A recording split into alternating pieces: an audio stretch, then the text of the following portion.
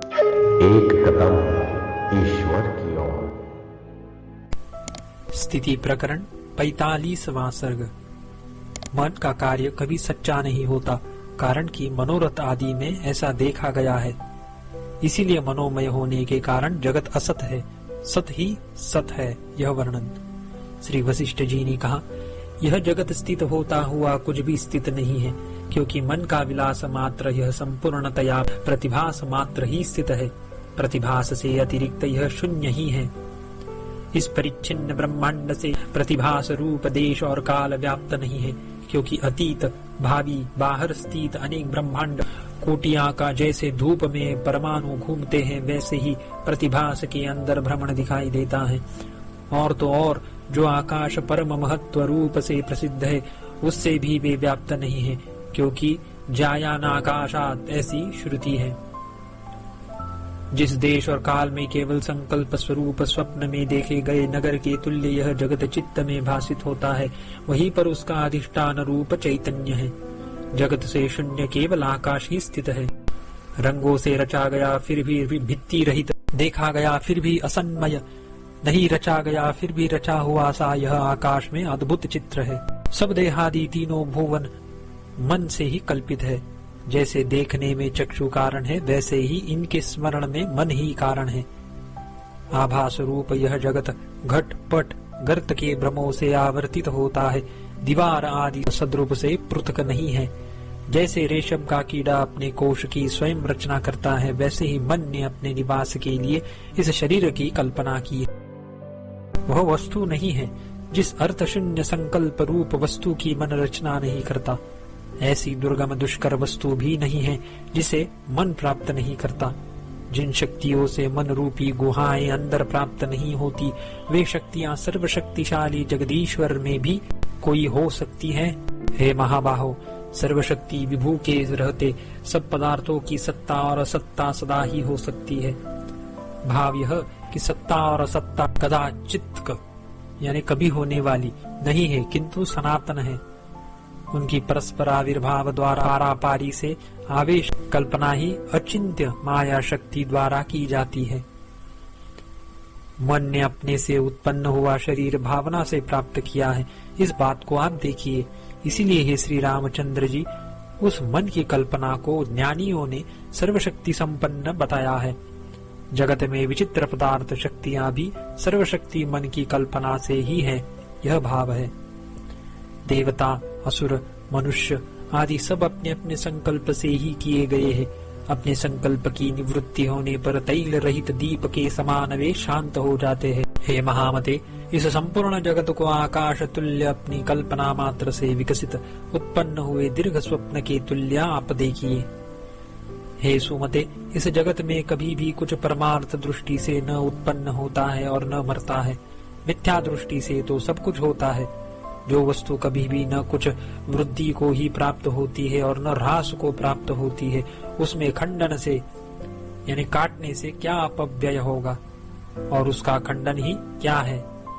अपने शरीर से मूंज से ईशिका की तरह पृथक किए हुए भूमा रूप को परमार्थ दृष्टि से अपने अंतःकरण में न देखते हुए आप परिच्छिन्न आत्मदर्शन से अज्ञ की नाई क्यों मोह को प्राप्त हो रहे हैं। जैसे मरुभूमि में सूर्य की किरणें से मृगजल दिखाई देता है, वैसे ही मन के संकल्प से असत्य सब ब्रह्मा आदि दिखाई देते हैं।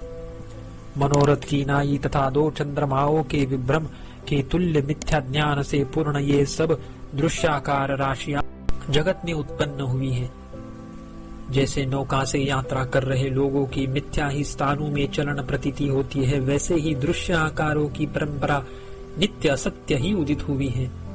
माया से जिसका पिंजर रचा गया है, मन के मनन से ही जिसका निर्माण हुआ है, ऐसे इस दृश्य को आप इंद्रजाल जानिए।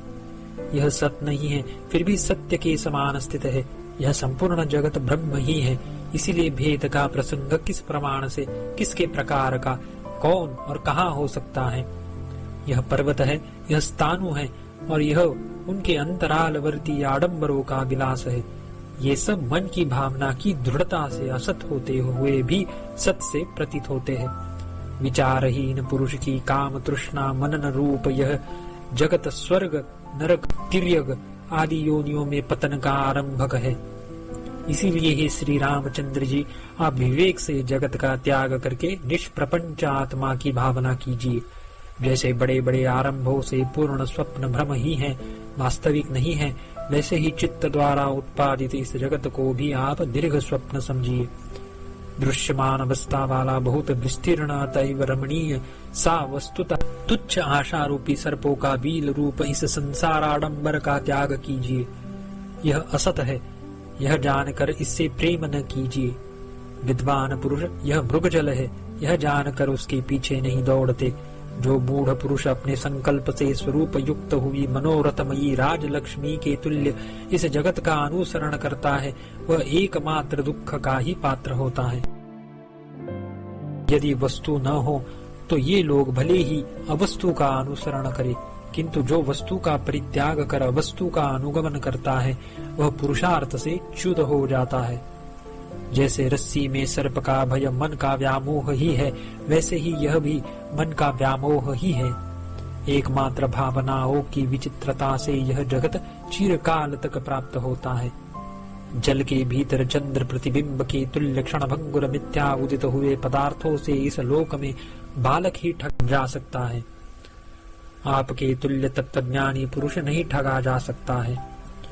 जो पुरुष शब्दादि गुणों के समूह रूप इस देह आदि की भावना करता हुआ, अर्थात देह आदि में अहम मम ऐसा अभिमान करता हुआ सुखी होना चाहता है, वह जड़ अपनी अग्नि की भावना से शीत को हटाता है। यह जड़ संघात देह आदि रूप विशाल जगत हृदय में मन के संकल्प से निर्मित विशाल नगर के समान असत ही है। यह दृश्य प्रपंच मन की इच्छा से उपजता है और मन की अनिच्छा से राग का विनाश होने से ही विलीन हो जाता है। इस तरह का यह विशाल गंधर्व नगर के तुल्य झूठ मूठ ही दिखाई देता है। हे श्री रामचंद्र जी, इस जगत के नष्ट होने पर कुछ भी नष्ट नहीं होता और इस जगत की समृद्धि होने पर कुछ भी समृद्ध नहीं होता। हृदय में मन से कल्पित विशाल नगर के खंडहर हो जाने पर और वृद्धि को प्राप्त होने पर भला बतलाइए तो सही, किसका क्या नष्ट हुआ और क्या बढ़ा। जैसे खेल के लिए गुड़िया आदि द्वारा पुत्र पशु आदि व्यवहाराभास की कल्पना बालकों के मन में होती है, वैसे ही यह जगत भी मन से ही निरंतर उदित होता है। उसके लिए शोक करना उचित नहीं है। जैसे इंद्रजाल के जल के नष्ट भ्रष्ट होने पर किसी का कुछ भी नष्ट नहीं होता। जो असत है वही यदि अविद्यमान ही हो जाए तो किसका क्या बिगड़ा, अर्थात कुछ भी नहीं।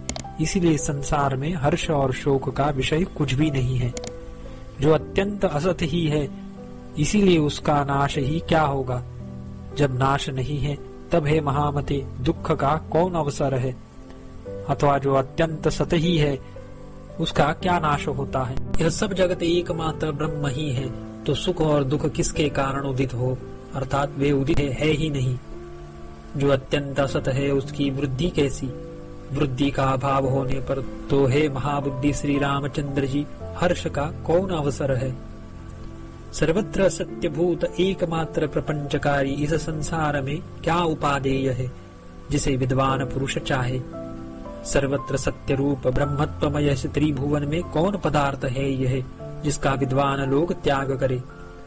जिसकी दृष्टि में जगत असत्य है अथवा जिसकी दृष्टि में जगत सत्य है, दोनों पक्षों में भी उसका विनाश न हो सकने के कारण वह पुरुष सुख और दुख का अगम्य यही है। किंतु मूर्ख तो पुत्र मित्र आदि के विनाश से, जो कि अपनी भ्रांति से कल्पित है, दुखी होता है। आदि और अंत में जो नहीं है, वर्तमान में भी उसकी असत्ता ही है। हे श्री रामचंद्र जी, जो यह असत है इस पक्ष की इच्छा करता है, उसको असत्ता ही दिखाई देती है। आदि और अंत में चिरकाल तक असत्व की प्रसिद्धि होने से वर्तमान दशा में भी सब व्यक्तियों की असत्ता ही है। यो असत्ता के पक्ष की इच्छा करने वाले को श्रुति युक्ति और अनुभवों द्वारा असत्ता ही दिखाई देती है। आदि और अंत में जो सत्य है, वर्तमान में भी वह सत ही है। जिसकी सब सत ही है ऐसी मति हो, उसकी दृष्टि में सब सत ही है। भाव यह है कि सृष्टि के पूर्व यह सत ही था, असत से सत कैसे हो सकता है। इत्यादि श्रुतियों से और प्रमाण की प्रवृत्ति के समय सत यो सब वस्तुओं का अनुभव होने से आदि और अंत काल में सत्ता की अनभिव्यक्ति अथवा तिरोभाव मात्र कल्पना से और युक्तियों की उपपत्ति होने से और सत्ता की श्रुति और युक्तियों की अन्यथा उपपत्ति न हो सकने से सब पदार्थों की सर्वकालिक और सार्वत्रिक एक ही सत्ता युक्त है, क्योंकि इसी में लाघव है।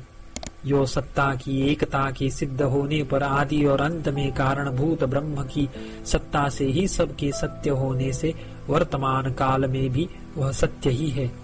यो सत्वादी को अखंड ब्रह्म सत्ता ही सर्वत्र दिखाई देती है। जल के अंदर के असत्य स्वरूप चंद्रमा और आकाश तल आदि को अपने मन के मोह के लिए मूर्ख ही चाहते हैं। आप जैसे उत्तम लोग नहीं चाहते। मूर्ख ही विशाल आकार वाले अर्थशून्य सुखाभासों से अपने असीम दुख के लिए संतुष्ट होता है, न कि सुख के लिए। इसीलिए हे कमल नयन श्री रामचंद्र जी, आप मूर्ख मत बनिए। विचार करके अविनाशी नित्य और सुस्थिर पदार्थ का अवलंबन कीजिए।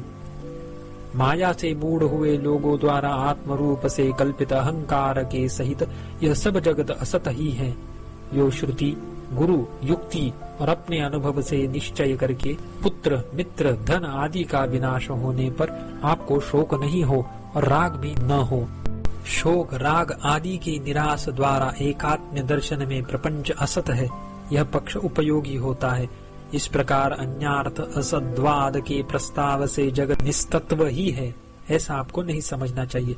किंतु संपूर्ण वह सत है, क्योंकि सत्व की प्रसिद्धि न होने पर उसके विरोधी असत्व की भी प्रसिद्धि नहीं हो सकती। यदि सत्व को प्रसिद्ध मानो तो उसका विरोधी होने से असत असिद्ध ही हुआ। इस प्रकार सब जगह सत्ता द्वारा निरस्त असत्ता निराधार ही है, कहीं पर किसी का वह परिच्छेद नहीं कर सकती।